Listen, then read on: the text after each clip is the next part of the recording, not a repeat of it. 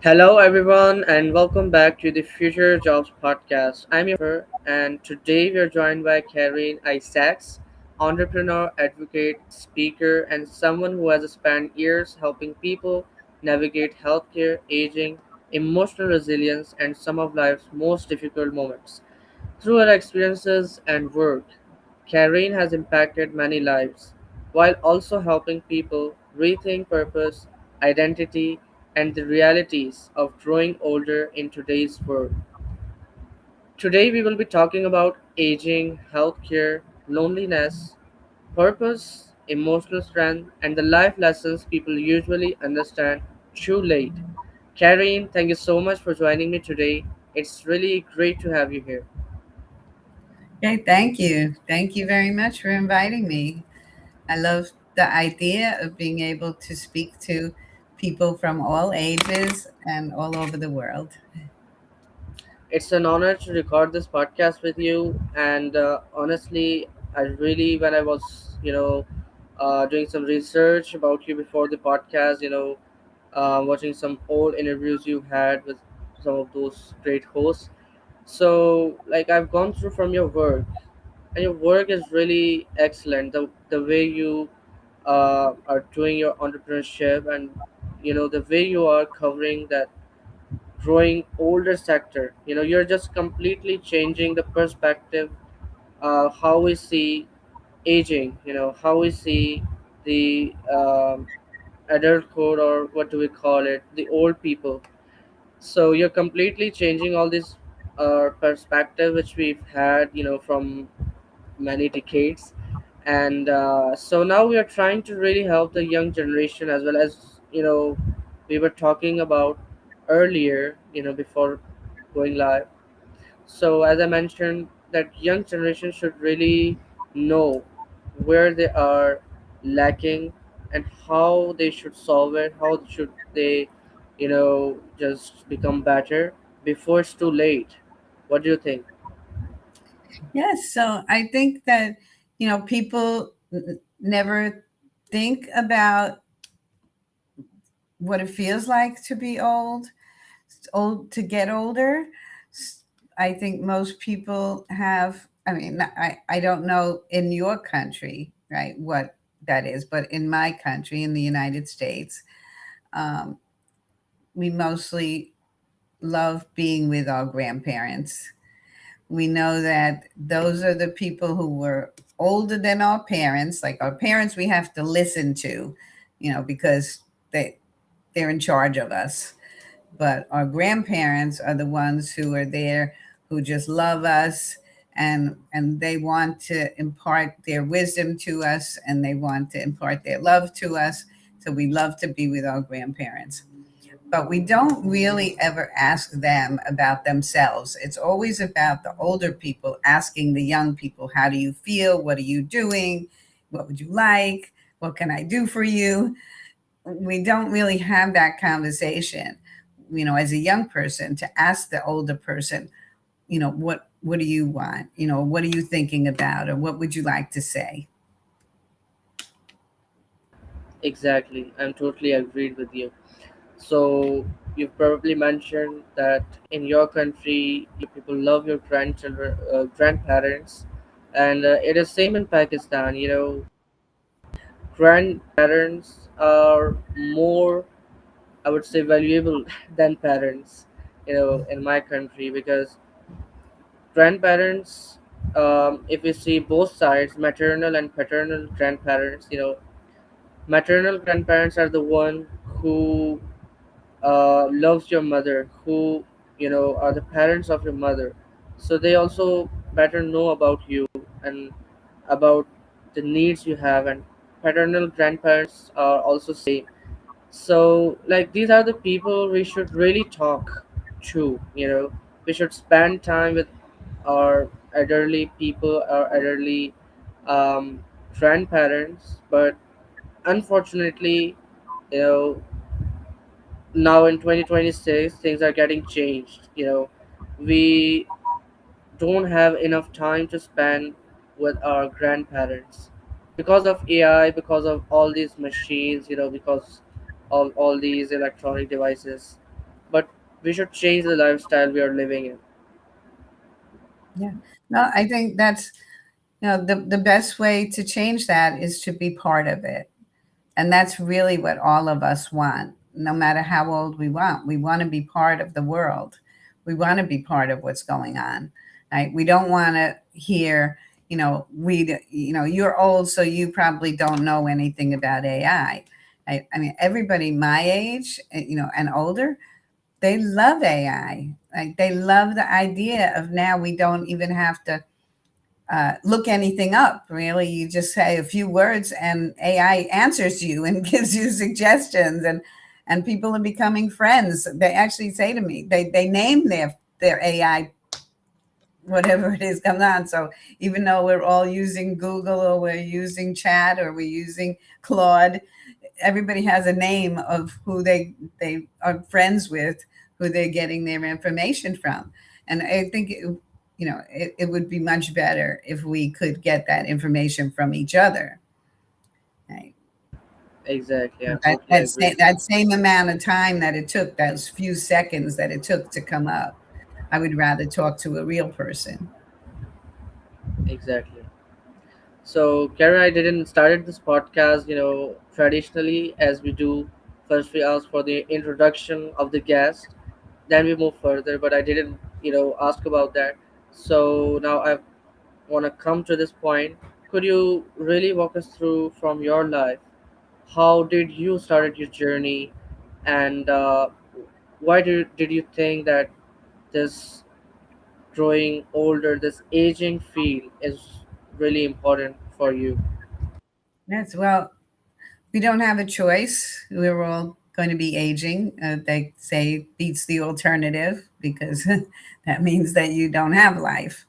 So when you are, a child, you want to get bigger. You don't want to be an adult. And then, once you're an adult, you have your idea of what you want to accomplish. So you're fighting to accomplish that. And I think, when what I see, because I have been asked to explain many times what I consider my client, who I would consider. Is it somebody, when you say the word aging or older, does that mean 90? Does it mean 100? Does it mean, and I say, it could mean 40. It could be somebody who their children are grown, and now they lost their purpose. And I've had people who, recently, somebody who is a has a master's degree and is a professor, and they asked her, what would you like to do? And she said, oh, I would love to have a PhD, but I can't do that because I have to spend a lot of time and invest a lot of money in my children. I want them to get their master's degrees, so I don't want, I can't do that for myself. And there's really no reason that that would have to happen, right? That's a mindset. She has decided, maybe she's afraid to go to the next step. Other people are telling her that that's the right thing, that she has to give up on what her dreams are, and devote it to her children. But her children are not going to appreciate that. They would rather, every child tells me that they want their parents to be happy. And they would love it if they would know that she was also doing it. Doesn't mean that she has to neglect them, or that it can be done overnight. You're not going to do it the same way as when you were 18 and you were just starting college. If it takes 10 years to get her PhD, it doesn't matter if she's going towards that. Continue to feel that she's moving forward and has an interest in life and has an interest in a topic. That person who's 40, to me, is an old person if she's given up. Exactly, that is really true. And so you said that when people grow older, when they see that their children are now becoming an adult, So those people sometimes, they lost their, their purpose in their life. But I noticed the same thing happening in young generation. I don't know why. um, Maybe because things are getting really comfortable for them, you know probably because they see everything around them which they wanted to have. Now they're losing their purpose. Now they don't know what to do, and which field to choose. So what do you think about that, and how do you um, empower our young generation on this specific point? How can they find the purpose in their life? Well, I heard recently a line about you should always think that you are the boss. You're the owner of the company. So even if you're the sweeper, you want to think, how would I want the sweeper to do his job? And so I will do that, and I'll think of another way to do it, and be creative and be interested in the work that you have in front of you. And so even if it's work that you hate because you're going to school and you have an assignment, you have to do it, try to see how can you make this interesting to you.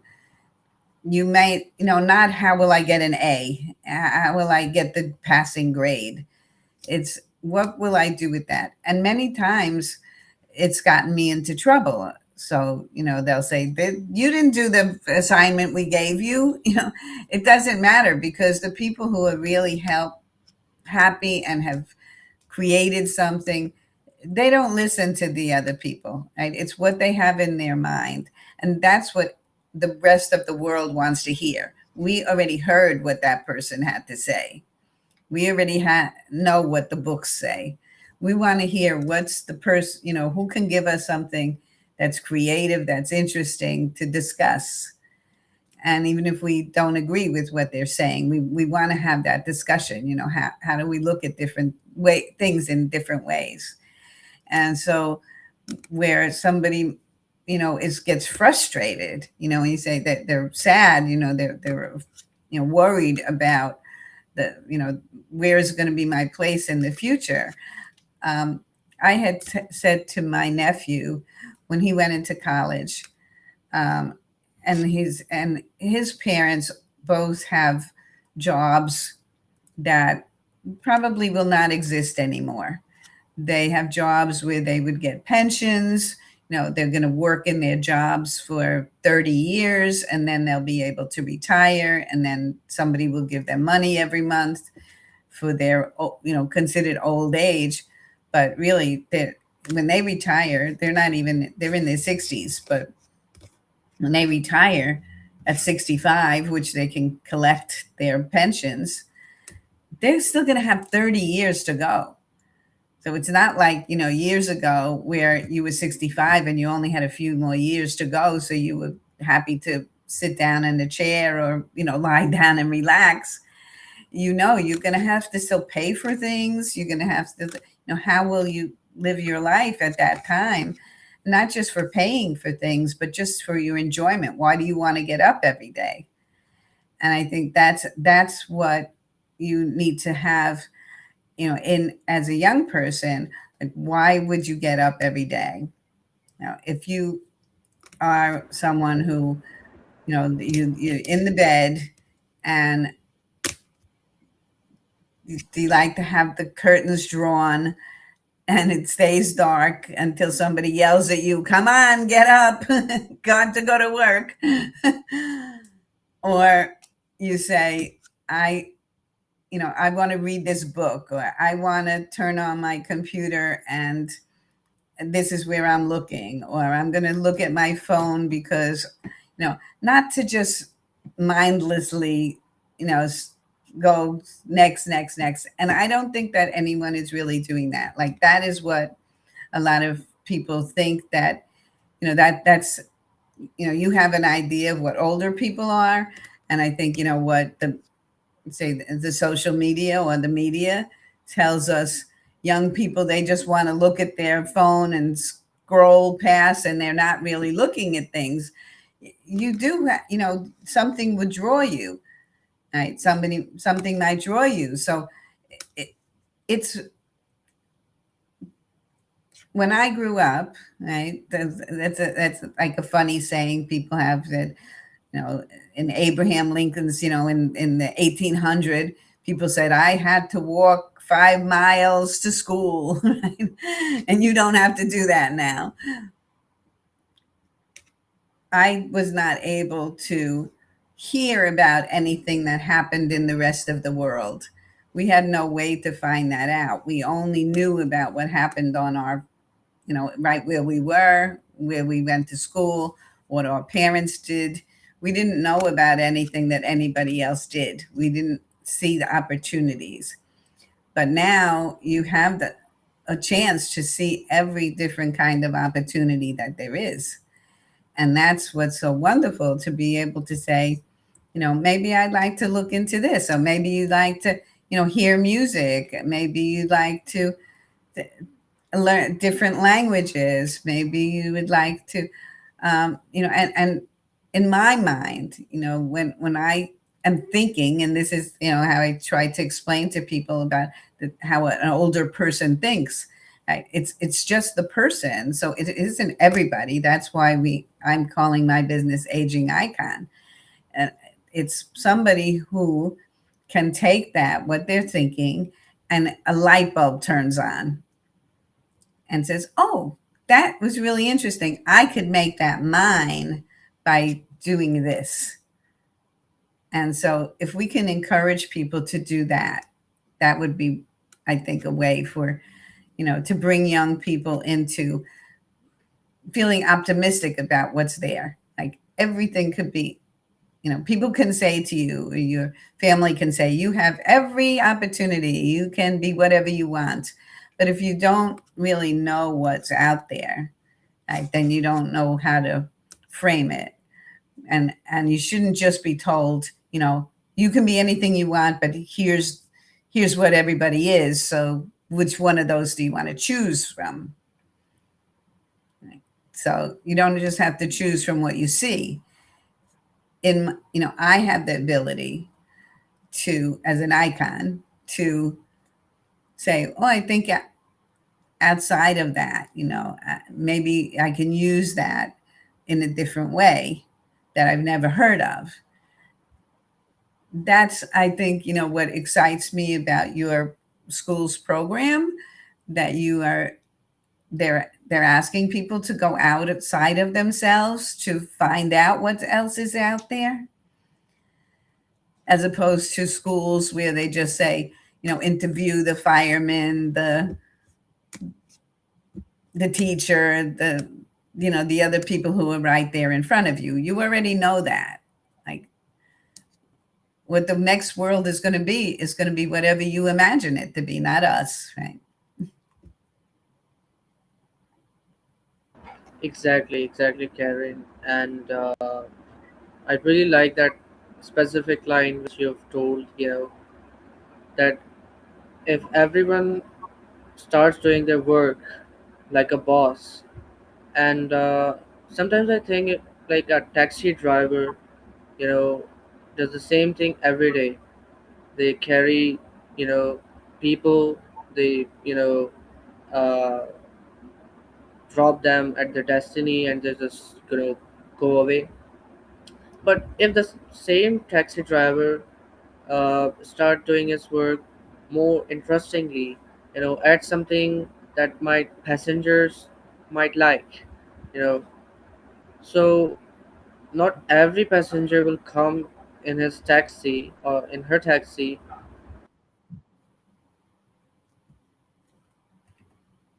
a typical person, you know, they might be interesting. I was watching a person's documentary yesterday, and he's a doctor, but he has decorated his clinic in a way that I don't think so that patients will come and they remember their pain. They will instantly forget that they were even in their pain. They are just gonna see all those things, and they will feel something really good. So that is the thing that we are really missing right now in our world anyway.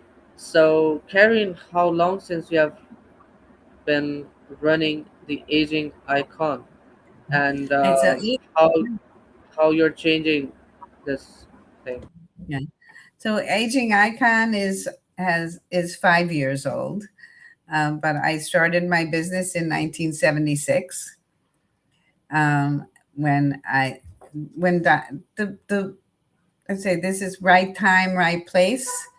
So in 1976, they changed the law where doctors were not allowed to advertise. And so doctors were then given the okay that they could start to advertise. And like I said to you before, that the doctors who were uh, had generations of doctors, and they were given their place by virtue of, my father was a doctor, all my friends are doctors. I got into medical school easily, maybe went to, had a lot of advantages. They were not the ones who were going to jump on to start advertising. It was people who were hungry, and most of those people were people who had come from other countries. So they would come. I would say that, um, partially, we had already realized that the United States system, the Western system of medicine, was not answering all the questions that we had about healthcare. Because when you go to the doctor, you want a miracle. Give in the United States, it's give me a pill. That's, give me the magic bullet. And if that doesn't work, it's like, why? What happened? And so, speaking to people who now spoke to you, told you, there's different things that you could eat. I was just talking to somebody just before we got on this call, she had a feeding tube, because she wasn't eating, and she probably would have died. But um, they put in the feeding tube, and then they tried to get her to eat a different diet, and she was dying because she didn't have the proper nutrition. And she was fighting it. She was someone, like, not somebody who said, "Oh, I don't care, I'm gonna, I'll just die." It was somebody who said, "No, I'm gonna change, I'll change." And she was 85 years old. And she said, "I'll do whatever it takes. I want to live." She had grandchildren and great grandchildren who were very close to her. She said, "I want to be around with them. And so I'm going to do whatever I have to do." And so she's tried. But the system that's there to assist her is only giving her, you have to eat. Try to eat more. Try to, drink this mix, and it doesn't taste good. She said, I'm trying to eat, but I just can't eat it because it doesn't taste good. It doesn't appeal to me. I don't have any appetite. And I said to her, I always tell the people's helpers, their aides, bring the food that you have from your home and share it, because we're given medicine, right? What the doctors say is medicine. So here's what when the aides are trained, they say, here's what Americans want. Here's a sandwich, eat an egg, plain egg on a piece of on a plate, a plain egg and a plain piece of toast. And so that doesn't look appealing. And then the aide comes in, and they open up their container that they brought from home, and it's filled with chicken and fish and beautiful vegetables, and it smells wonderful. And then, you're wondering why the person doesn't want to eat that, right? No, so I say, we'll pay for the food. I said, I can pay for the whole family's food. You go buy the family food, cook it, and bring it to me the next day, but sit down with the person and eat and talk. And then you feel the food and you experience the food together. That's what is brought to us, bringing these cultures together that we would not have, because American dietitians, whether I don't know if you know that they just, our uh, administration just turned the food pyramid, which is what they tell you, eat this, upside down. So it was eat a lot of carbohydrates and cereals, and then it went down to eating vegetables and meat at the bottom. So this year, with our new president and the new administration, they said turn it over, eat the vegetables and the meat at the top, and put the other stuff down at the bottom.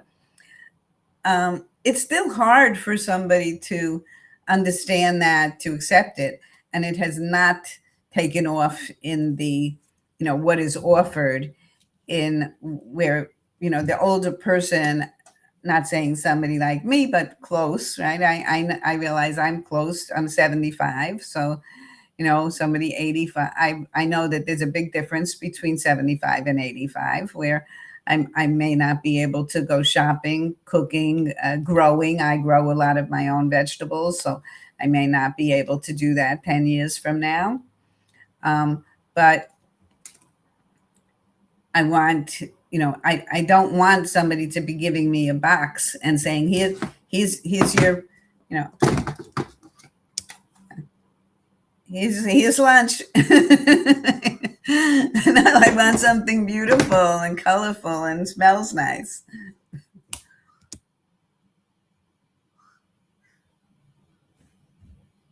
That's really um.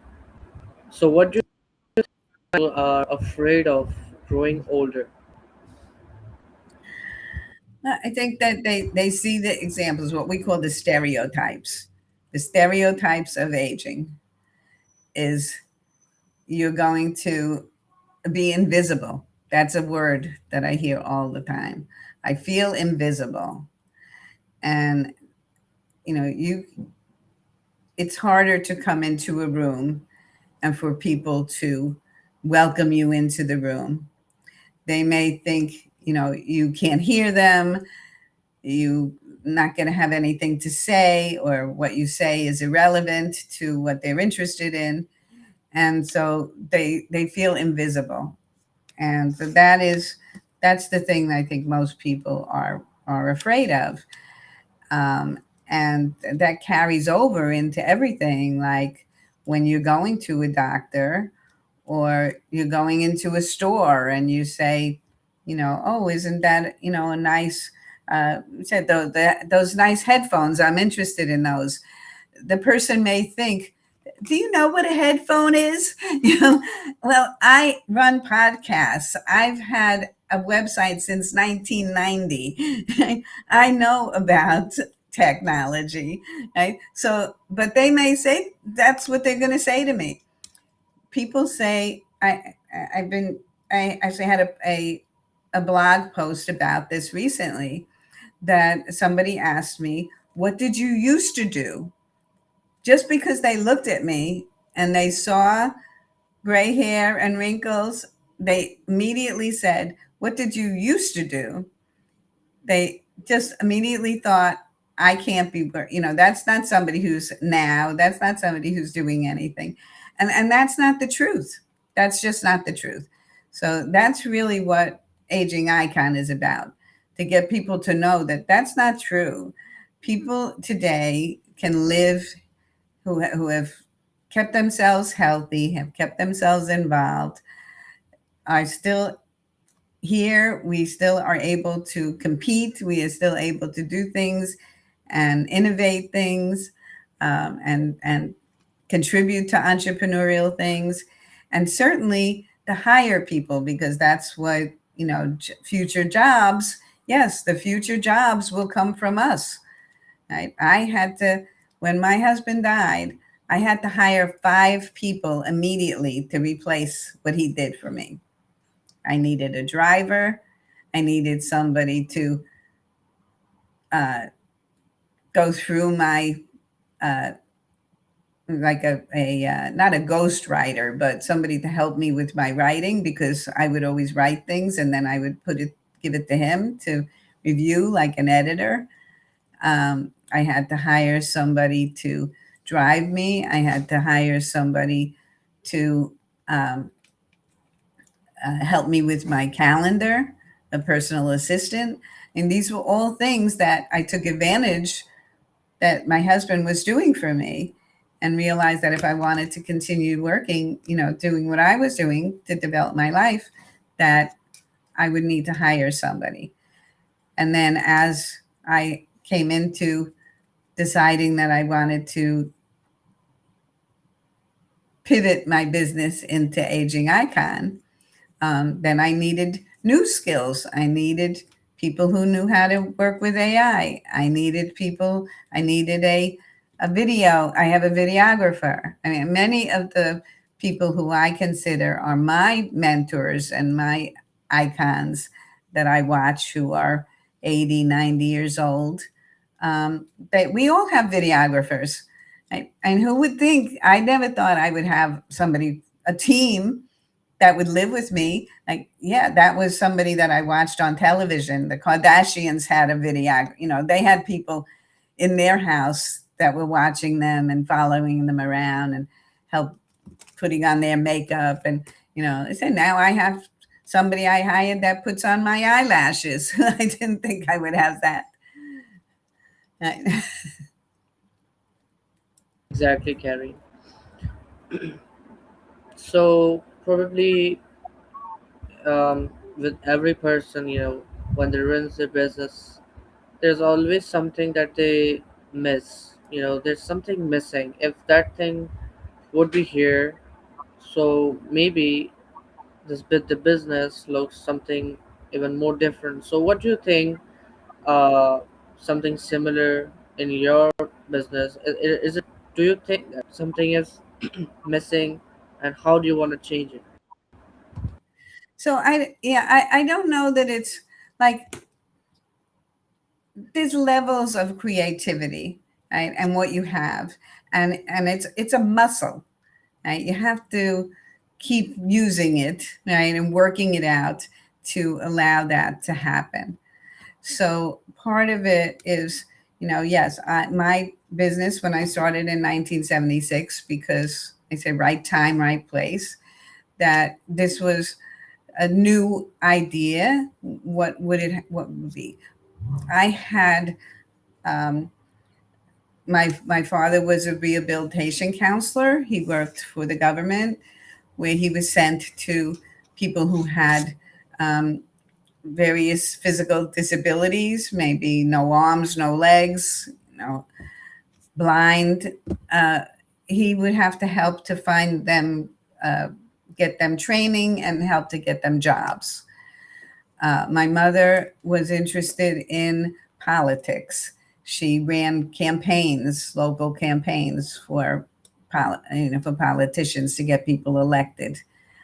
And so that was part of what I knew how to do. So what did I bring to the table?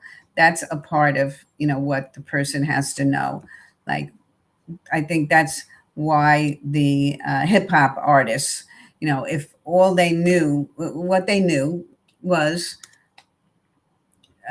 shooting, and people getting killed in the streets, or their mother selling drugs.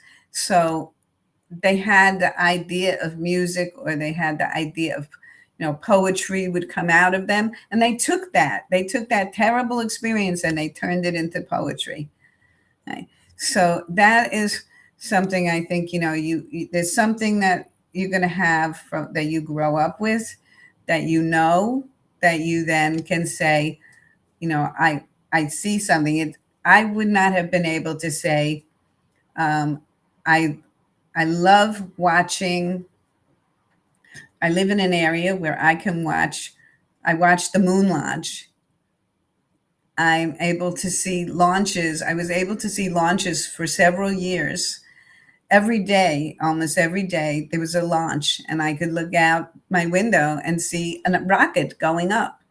And then I went to look to see the moon rocket before, when they were having trouble with it. And it was there for a while, and we could just drive over there and go and look at what the rocket looked like. This rocket's going to go to the moon, and then watch the moon launch. So as a young person, and probably, and now I still would not know how to launch a rocket just because I saw it. Right? So part of it is it's what you have at your disposal, and not to be jealous or angry about what you don't have. To say this is what it is, even if it was something really terrible, and whether it's lived in the streets and you were homeless, and you had a terrible life, or you maybe were very wealthy but your parents were neglectful, or so even something terrible, you still had some experience in your life that contributed to who you are and how you're thinking. And but to take that and turn that into, i I want to build something different. I know that this could be done a different way. So that's what it is. It doesn't have to be this huge thing of outside of you. I don't think it can even be outside of you, something that you never heard of, and you're going to just like look in a book and say there's something missing. I think that's what um, I find is fraudulent about uh, Facebook, about um, the promotions. You can make money in 30 days with these 6 tips. I don't think any of that really help. It's possible. To really do something that you love doing, every because you have to do it, right? Don't- there's no quick path, so you still have to do it, and you're going to have to keep doing it every day. So it has to be something that you feel within you is giving a way for you to be satisfied, and that you may not love it in the beginning, but it's it could be you love to do it, because you love to play piano, because you wanted to, you didn't want to hang around with your sister, you wanted to sit there and play, you'd rather go play piano every day. So that might be, some where, doesn't mean that you have to be a concert pianist. You could say, I love piano, but I that sound of the clicking tends me into, I know something, I could do with that. So it's really what's going to just come pop out of your brain. That's what's going to be successful. Exactly, Karen. Completely got the idea. And exactly, we should just focus on becoming a better version of ourselves instead of jealousing of what we don't have. We just always try to keep pushing forward, whether it's your own self, whether it's your business. So, what is one healthcare or family situation that deeply stayed with you emotionally?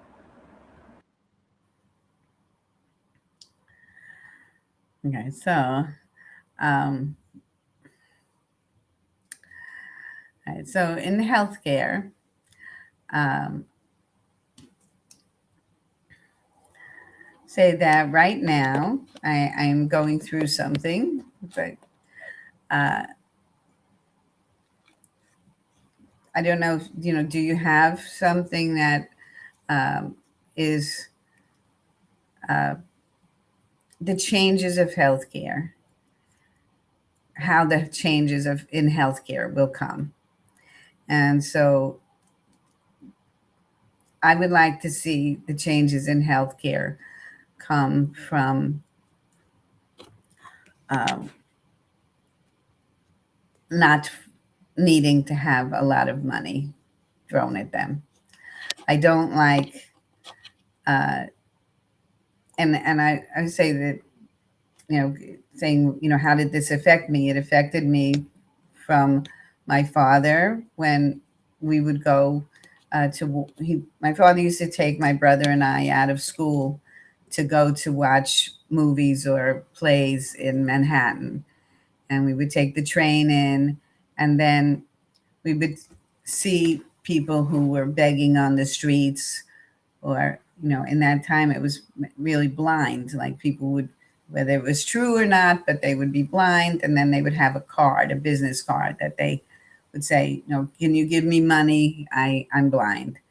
And he would give them his business card and say, the state will pay for you to go to school and to learn a trade and to be able to still live a life and not have to beg on the street and not have to live the life of a beggar. And so that's how I feel that when people say GoFundMe page, I I have this. Somebody has cancer, put up a GoFundMe page. Um, the American, the Alzheimer's Association is one of my pet peeves. Alzheimer's Association gets money from the government, gets money from so many people. Victims, to me, they're victims. The person had, was diagnosed with Alzheimer's. They died of Alzheimer's, and now they're telling everybody, please give all the money that you can to Alzheimer's Association because this should never happen again, and people should, raise money for this. And the money all goes to drug companies, and that is, and nothing's happened. And so I would like to see, you know, innovation, and dif- whether it be from, you know, I mean, my personal thing has to do with, yes, I believe that it's food, it's exercise. It doesn't mean, you know, doing the marathon or anything. It's just, get up, walk around, whatever you can do, um, to be able to be part of life. Uh, and certainly, aging icon is to encourage people who have had a great life, who have found that they were able to do things and affect things in their life for their families, affect things for other people, but something terrible has happened to them, a terrible diagnosis, uh, something that they maybe can't reverse, right? I mean, diabetes and, heart disease. There's some things that you can manage, but there's some things that maybe you can't. Right? ALS, MS, something that is a terminal diagnosis. It doesn't mean that you should give up, because as long as you're alive and you still, the people still want to continue to contribute, that is something that the healthcare system can do for people, instead of hooking them up to machines, telling people to be quiet in the room. Um, that what I'm saying is not, unique to me. It's just my way of saying it. Uh, how I like to dress up in silly costumes and wigs and make jokes about it, but it is still, that's, the thing that really can change healthcare, is to Exactly. bring life into healthcare. Exactly. That's that's really wonderful, and it has to be implemented in every healthcare sector in this world. Whether it's Russia, Pakistan, India, whatever country it is, it has to be implemented. And you're very right about all those funding, donations, and it is, it doesn't even goes to the patients, to the needy people. It just goes straight to the pockets of the people who really have nothing, who are wealthy already. And it is the harsh reality of this world, because everyone wants business, nobody sees humanity. So, in the last, if millions of people around the world were listening to you right now, what is one message you would want every person to hear? It's, um, so my message is that when they say that nothing can be done, that just means that they don't know what to do. There is always something else that can be thought of, tried, and the best way is to reach out to other people, not to ever think that you have to do it alone, because there are so many people out there, and this what we're doing here, being able to speak clearly, see each other in person, and reach out to get people to say, how, what is it that you need? And there's people out there who want to help, who have different ideas. And so I hope that people will hear this message, and you did a great job of of it. And I really felt that you have an understanding of what I'm trying to bring across to people about changing older adult thinking into aging icon energy. Exactly, Karen. I do have all this understanding because it's been probably 3 years since I'm doing all this stuff, and like 400 podcast episodes. It's just a small, tiny achievement for me, and yeah, I just try to bring the message my guests try to convey, and I try to share all that message to my audience, and that's what we all want. If a podcast episode gives wisdom to at least one people, because there are a lot of people who listens, but there's there are few people who actually takes wisdom, who actually um, listens to the podcast with a purpose behind it.